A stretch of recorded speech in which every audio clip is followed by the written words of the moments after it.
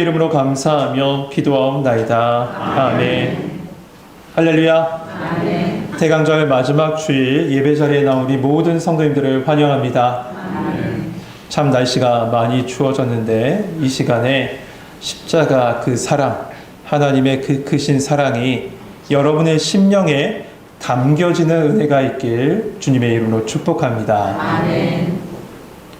누군가를 혹은 무언가를 정확하게 이해하기 위해서는 그 상황과 배경 그리고 그 성향을 알아야만 그 모든 것을 정확하게 이해할 수 있습니다. 마치 고양이와 개가 똑같이 이 꼬리를 들고 있는데 전혀 다른 시그널로 인식하는 것처럼요. 배경을 알아야만 그 상황을 알아야만 그 배경과 상황과 사람을 다 이해할 수 있는 것이죠. 글도 마찬가지고 시도 마찬가지입니다.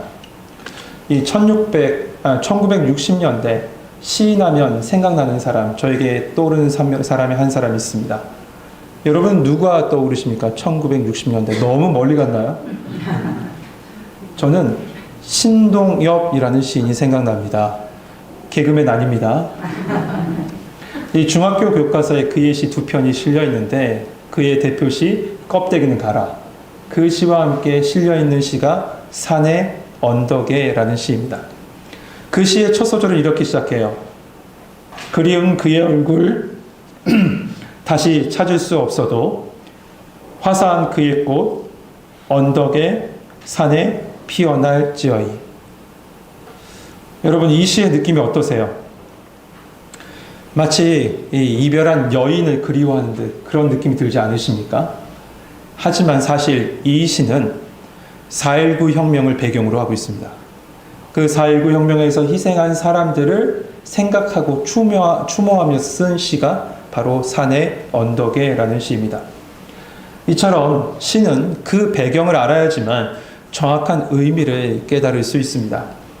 오늘 우리가 함께 읽은 이 말씀은 그 유명한 시편인 시편 23편 옆에 바로 옆에 붙어 있어서 잘 우리에게 회자되지 않고 그냥 스쳐 지나갔던 시편이 바로 시편 24편입니다.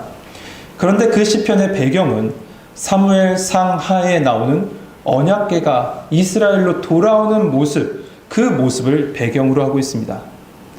저는 그래서 이 부분에 있어서 감사한 것이 있다면 지금 수요 기도의 시간에 마침 이 부분을 다루고 있다는 것이 저에게 너무 감사했습니다. 여러분 말씀 들으셨지만 우리 다시 한번 되짚어 보죠. 우선 사무엘서의 배경을 알려면 단 한 절의 말씀만 보면 됩니다. 그 말씀이 뭐냐면 사사기 마지막 장 마지막 절이에요. 그 말씀이 뭡니까? 그때에 이스라엘에 왕이 없으므로 사람이 각기 자기의 소견에 옳은 대로 행하였더라. 당시 사람들은 자기의 소견대로 자기의 편의대로 하나님을 믿었습니다. 이는 깨어서 그 백성들을 가르치고 지도해야 할 그 리더들인 장로들도 그랬고 영적인 리더라고 할 수 있는 제사장들과 서기관들과 바리새인들도 다 마찬가지였어요. 이러한 모습이 확연하게 드러난 사건이 있었습니다. 그 사건이 있으니 바로 블레셋과의 전투예요. 첫 번째 블레셋과의 전투에서 패한 이스라엘 장로들은요. 하나님의 임재를 상징하는 그 언약궤를 전쟁터 한가운데로 가지고 나가기로 결정합니다. 이것에 대해서 제사장들도 동조했어요. 이것은 무엇을 의미할까? 모든 전쟁은 다 하나님께 속한 것입니다. 하나님을 의지합시다. 하나님을 믿고 따라갑시다. 라는 뜻이 아닙니다. 이들의 의미는 그런 의미가 아니었어요. 하나님의 언약궤를 한낱 전쟁의 향방을 바꿀 수 있는 어떤 특정한 강력한 무기로서만 생각하고 이들은 하나님의 언약궤를 지금 전쟁터로 가지고 나간 겁니다. 여러분, 그런 곳에는 하나님께서 계시지 않아요. 하나님께서 함께 하시지 않습니다. 하나님을 도구로, 자신의 소원을 이루고자 하는 도구로 생각하는 그들과는 함께 하시지 않습니다. 이스라엘은 당연히 승리할 줄 알았을 겁니다. 그러나 엄청난 패배를 경험하죠. 그리고 그 언약궤도 블레셋에게 뺏겨버립니다. 이 언약궤를 뺏은 블레셋은 그야말로 신이 났어요. 축제예요. 축제를 벌입니다. 특히 당시의 전쟁은 사람 대 사람의 전쟁 혹은 나라 대 나라의 전쟁이 아니라 신 대 신의 전쟁이었습니다. 자신이 섬기고 있는 신과 다른 신의 전쟁이었던 거죠. 그래서 그리스 로마 신화가 그렇게 발달한 거예요. 자신이 섬기는 신을 높이기 위해서. 원래 이 블레셋은 이 가나안 토착민이 아닙니다. 가나안 원주민이 아니에요. 이들은 그리스에서 이주해 온 이주민들이었어요. 그러다 보니 이런 생각을 가지고 있는 건 당연하겠죠. 그래서 이스라엘 신을 상징한다고 생각했던 이 언약궤를 어떻게 하냐면 자신의 신의 신전에 바칩니다. 그것이 바로 다곤의 신전에 바친 겁니다. 근데 이게 무슨 일입니까? 바쳐진 그 다음날 다곤의 신상이 그 높은 곳에서 땅바닥 아래로 떨어져 있고 머리와 팔이 잘려져 나가 있어요. 그리고 그 순간부터 블레셋 전 지역에 독종이 일어나서 큰 고통을 겪습니다. 사람들의 비명소리, 아픔의 소리가 가득했어요, 블레셋에. 그러자 하는 수 없이 블레셋 사람들이 어떻게 하냐면 출산한 지 얼마 안 된 어미소를 아기소와 분리한 다음에 그 소를 2마리를 딱 선택해서 멍에를 매게 하고 언약궤와 속건제 제무리들은 금독종, 금쥐가 들은 그 수레를 이 2마리 소로 끌고 가게 해요. 어떤 사람의 인도함을 통해서 끌고 간 것이 아니에요. 그냥 자연스럽게 이들이 이 소 2마리가 어디로 가는지 보고자 했던 거죠.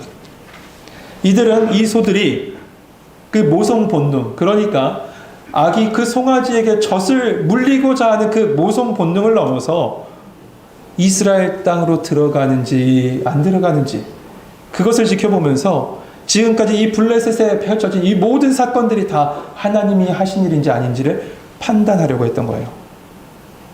이 블레셋 참 그렇게 큰 고통을 7달 동안 당했는데 당했음에도 불구하고 끝까지 마지막 순간까지 하나님을 테스트하고 시험하고 있습니다. 그런데 그 소들이 어떻게 됩니까?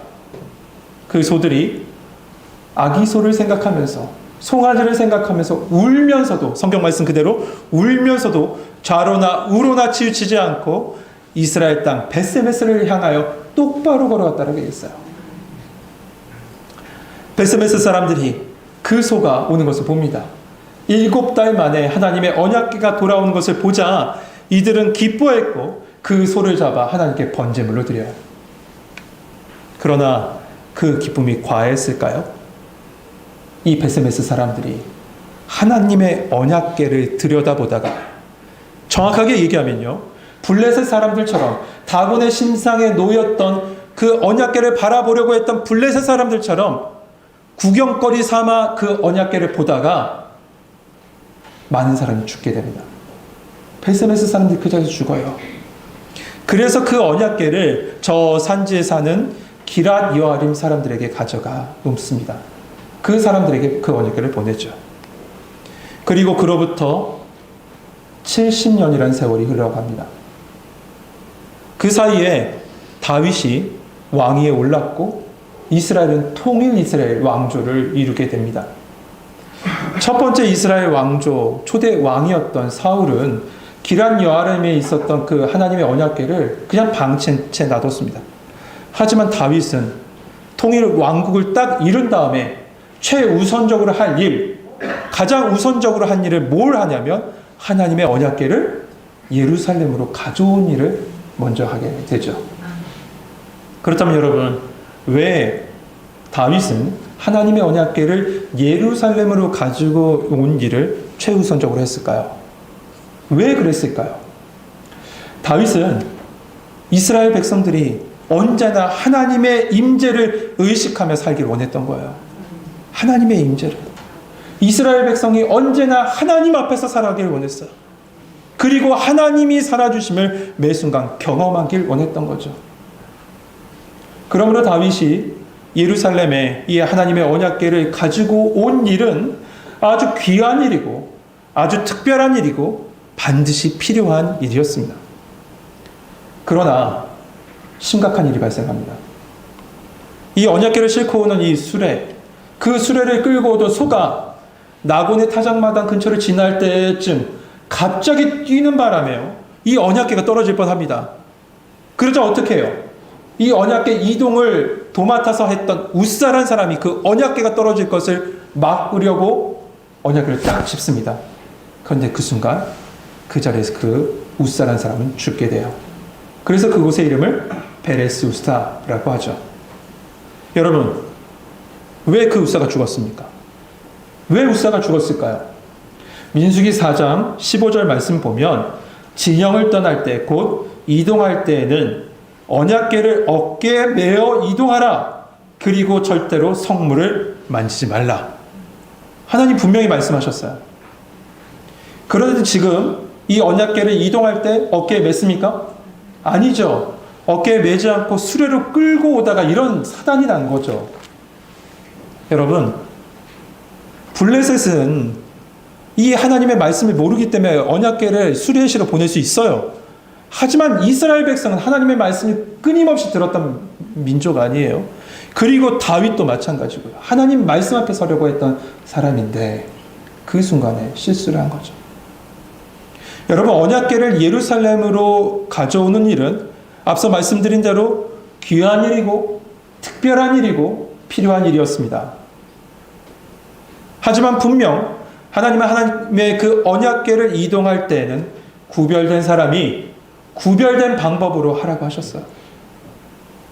그러나 다윗은 구별된 사람이 구별된 방법이 아닌 효율적인 방법을 택했습니다.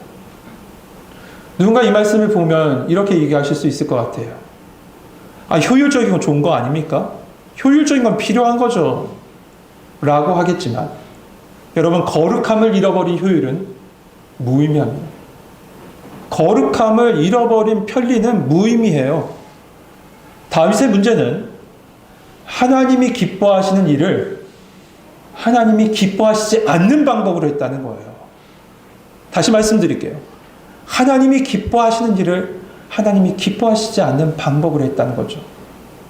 여러분, 이것이 우리 성도들과 지금 교회의 문제일지도 모릅니다.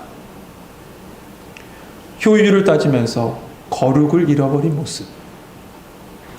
하나님이 기뻐하시는 일을 한다라고 하지만 하나님께서 기뻐하시지 않는 방법으로 하는 모습. 이 모습 말이죠. 이 소식을 들은 다윗은 어떻게 했을까요? 바로 예루살렘으로 그 언약궤를 바로 싣고 온 것이 아니라 그 근처인 오벳 에돔의 집에 3개월 동안 이 하나님의 언약궤를 모셔다 뒀죠. 왜냐하면 두려웠기 때문에요. 혹시 이 예루살렘 백성들도 이러한 화를 당하지 않을까 두려웠기 때문에 그래요. 그래서 3달을 오벳 에돔의 집에 언약궤를 넣어놓은 다음에 다윗은 어떻게 했냐? 치과하면서 자신을 돌아봅니다. 자신을 돌아보죠. 그런데 이 모습을 제가 묵상하다가 그런 생각이 들었어요. 오벳 에돔은 어땠을까? 두렵지 않았을까? 그런 생각을 하고 있을 때 좀 말씀은 이렇게 쓰였습니다.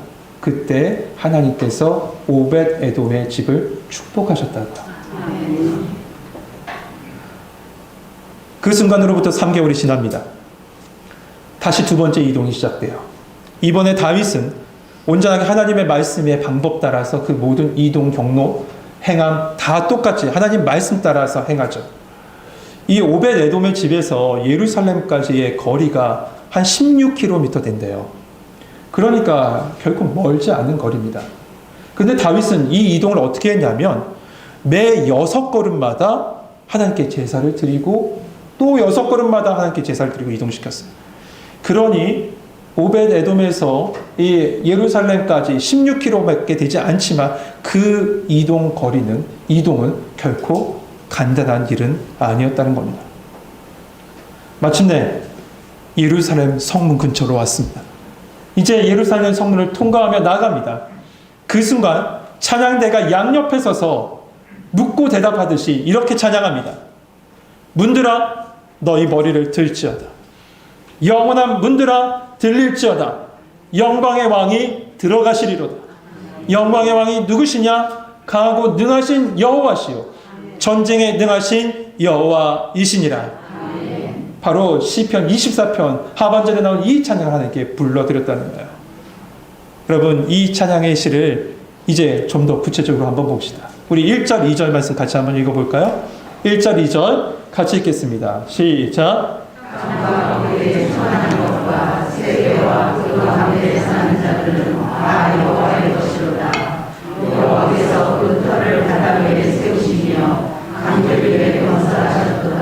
아멘. 1절에서 다윗은 온 세상 만물은 다 하나님의 주권과 그의 임재 아래 있습니다 라고 선포하고 있어요. 왜 그렇습니까? 2절에 그 답이 나오죠.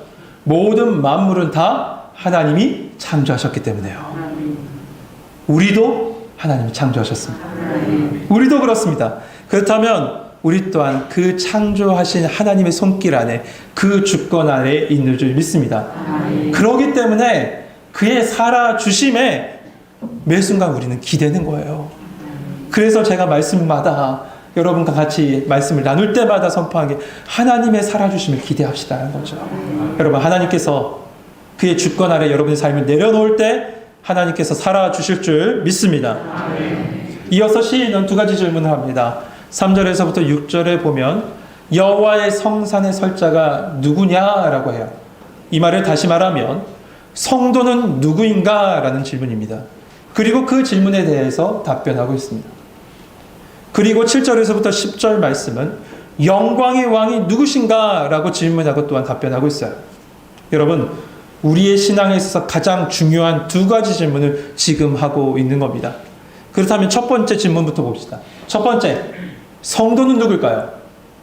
4절 말씀에 보면 곧 손이 깨끗하며 마음이 청결하며 뜻을 허탄 데 두지 아니하며 거짓 맹세하지 아니하는 자로다.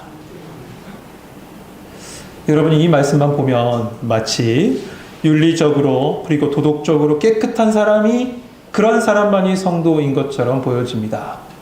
그러니까 도덕적인 행위로 나의 모든 행위, 그 도덕적인 행위로 말미암아 구원받을 수 있고 그것을 인정받는 성도로 설 수 있다. 이렇게 생각하지만 그 말씀이 아니에요. 이는 다음 절 5절 말씀에 나온 그 사람이 사는 모습이 4절의 모습이었던 거죠. 그렇다면 5절에 뭐라고 얘기하고 있죠? 성도는 누구라고 얘기하냐면 그는 여호와께 복을 받고 구원의 하나님께 의를 얻으리니 라고 하고 있어요. 복을 받는 거예요. 구원의 하나님께 의를 얻는 자입니다. 그러니까 스스로 의를 행하는 자가 아니라 값없이 주신 예수 그리스도의 십자가의 은혜로 의롭다 하심을 받은 자, 하나님의 의로 덮음 받은 자가 바로 성도라는 거예요. 이 말을 쉽게 얘기하면 예수 그리스도를 나의 주 나의 하나님으로 믿는 자, 그 믿는 자가 바로 성도라는 것이죠. 결국 예수님을 나의 주 나의 하나님으로 믿는 자의 삶의 모습이 4절의 모습이고 그들이 바로 여호와의 성산, 하나님의 성산에 오를 성도라는 겁니다. 여러분, 사랑하는 성도 여러분, 예수 그리스도를 나의 주, 나의 하나님으로 믿으십니까? 예수님이 나를 위해 십자가 지셨고 예수님이 그 보혈의 은혜로 우리의 모든 죄를 씻어주셨으며 예수님이 그 거룩한 부르심으로 여러분이 성도가 됨을 믿으십니까? 제가 아멘 이렇게 작으면 다시 합니다. 그래서 마지막 부분 다시 한번 해보죠. 예수님이 나를 위해 십자가 지셨고 그 보혈의 은혜로 우리의 모든 죄가 씻겨졌으며 그 거룩한 부르심으로 성도가 됨을 여러분은 믿으십니까? 아멘. 감사합니다. 아멘. 여러분, 그 은혜 받은 성도가 하나님의 성산에 나아갈 수 있는 것이고요. 그 성산에 나아가서 영광의 하나님을 찬양할 수 있는 겁니다. 아멘. 여러분, 그렇게 평생 하나님을 찬양하시는 성도들 되시길 소망합니다. 아멘. 그렇다면 두 번째로 영광의 왕은 누구실까요? 영광의 왕은 8절 말씀에 보면 강하고 능하신 여호와시요 전쟁에 능하신 여호와시며 10절 만군의 여호와께서 영광의 왕이시로다. 아멘. 여러분, 이 시가 쓰여질 당시는 하나님의 그 약속의 언약, 메시아 언약이 성취되기 이전입니다. 그러나 지금은 우리는 그 언약의 성취 가운데 살고 있습니다. 그러므로 우리의 고백은 이런 고백이 될 겁니다. 누군가 우리에게 물어봐서 영광의 왕이 누구시냐라고 묻는다면 강하고 능하신 여호와, 전쟁에 능하신 여호와, 만군의 여호와께서 영광의 왕이십니다. 그리고 우리의 죄를 담당하시기 위해서 이 땅에 오신 예수 그리스도께서 영광의 왕이십니다. 할렐루야. 여러분, 그 영광의 왕이신 예수님을 거룩한 부름받은 성도들은 어떻게 찬양해야 될까요? 그 찬양의 소리가 7절입니다. 7절 같이 읽겠습니다. 같이 찬양합시다. 시작.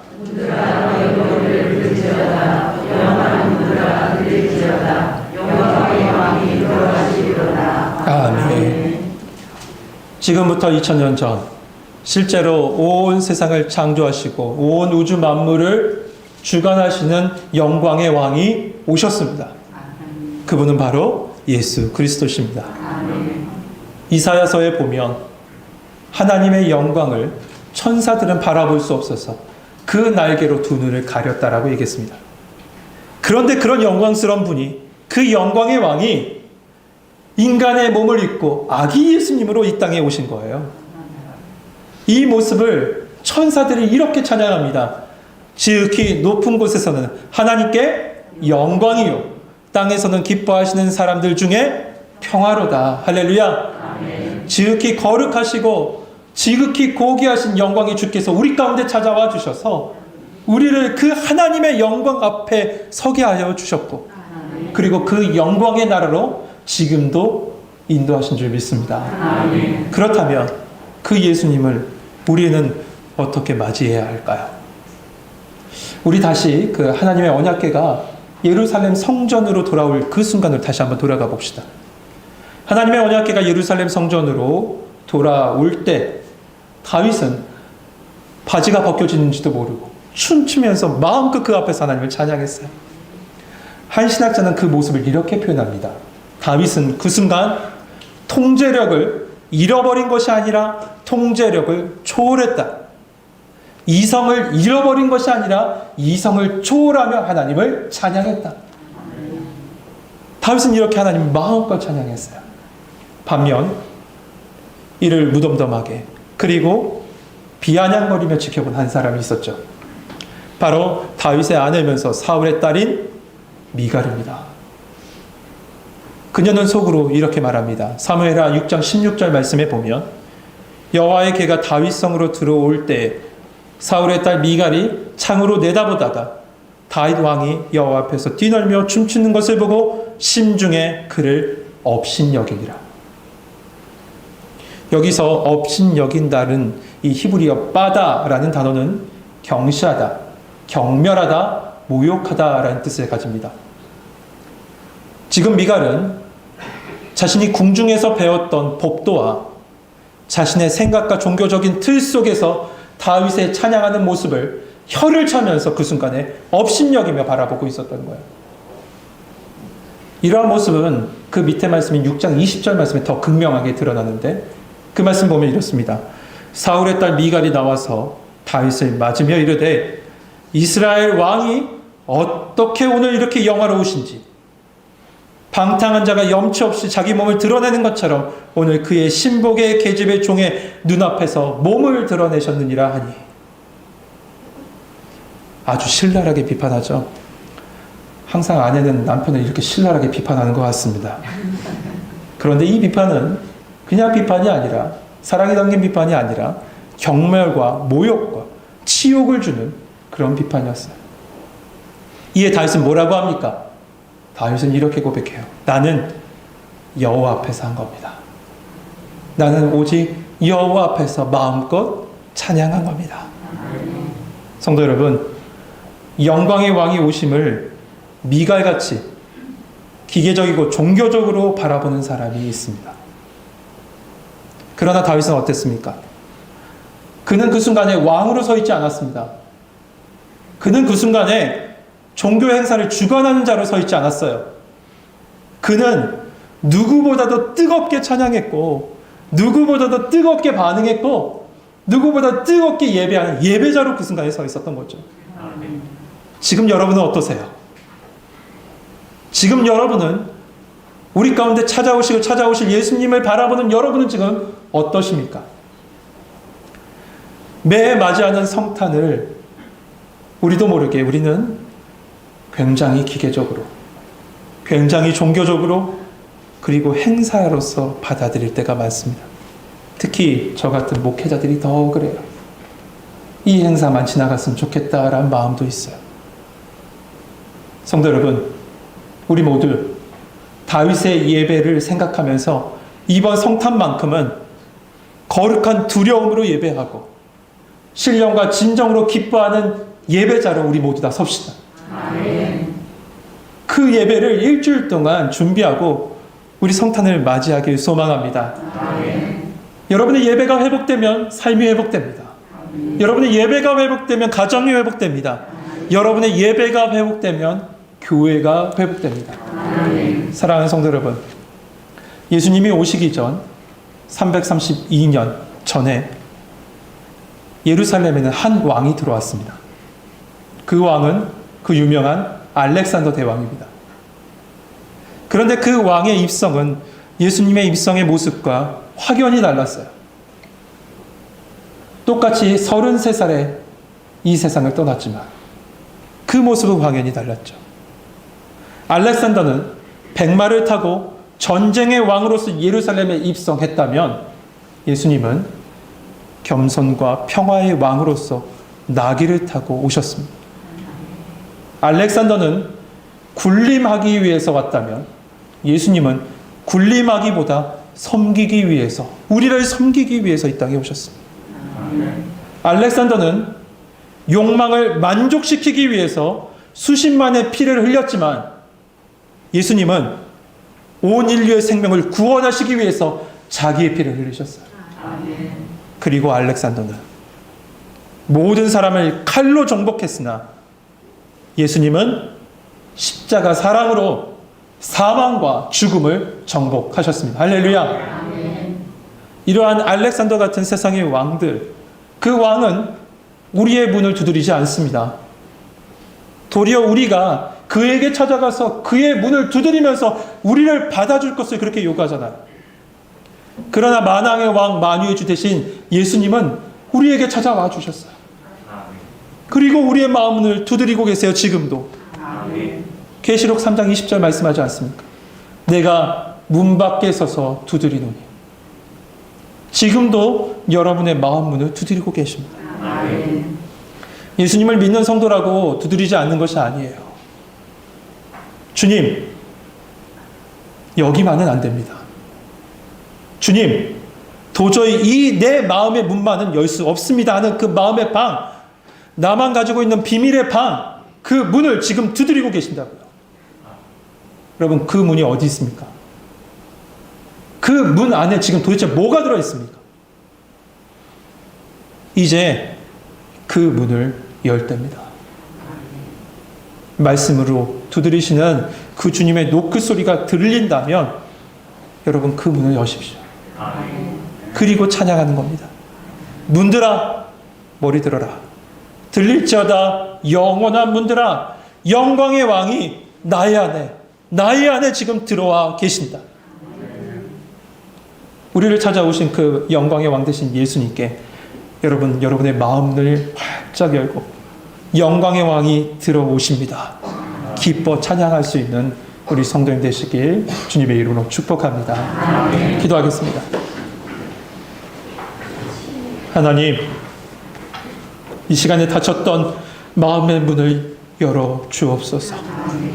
우리의 힘으로 열 수 없사오니 주님 열어주시길 소망합니다. 찾아와 주시고 들어와 주시옵소서.